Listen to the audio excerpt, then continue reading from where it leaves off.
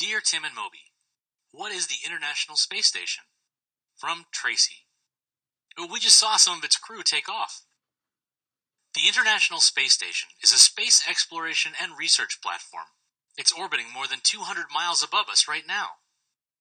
One of the coolest things about it is that it's, international. 16 countries joined up to build it.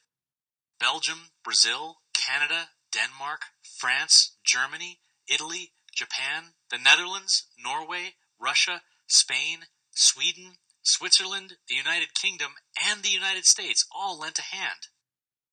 It's about the size of a football field and has a mass of more than 400,000 kilograms.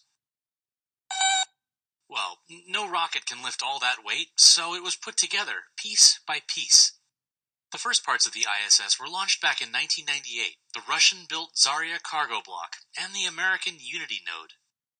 The Zarya was originally all there was, so it housed everything from guidance, propulsion, and electrical equipment to 2 large solar arrays.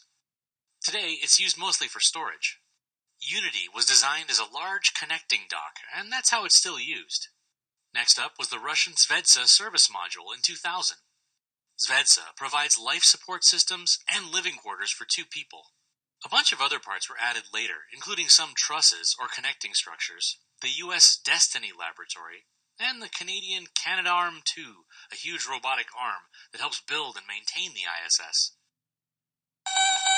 Yeah, after the breakup of the Space Shuttle Columbia in 2003, construction to the ISS was seriously delayed. Plans for some modules had to be scrapped, but flights to the station resumed after a few years. In 2008, the Kibo, or Japanese Experiment Module, and the European Columbus Research Module were added. And in 2009, the last of the big 4 solar arrays was connected. Currently, astronauts come and go in shifts of 6 months or so. There's no air up there, so they have to bring their own. It's supplied by a generator that splits water molecules into hydrogen and oxygen. Since the end of the American shuttle program in 2011, astronauts have relied on Russian spacecraft to reach the station. The station is now complete after many years of effort. Rotating crews of astronauts are living on board, handling repairs, and performing experiments.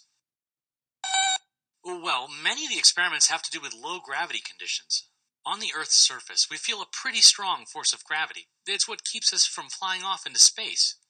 On the space station, it's less than 1/1,000,000th of that, so scientists call it microgravity.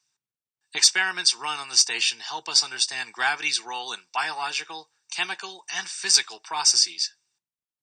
And, just as important, we're learning the ins and outs of living and working in space. This will pave the way for future space stations, piloted space missions, and maybe even colonies on other planets.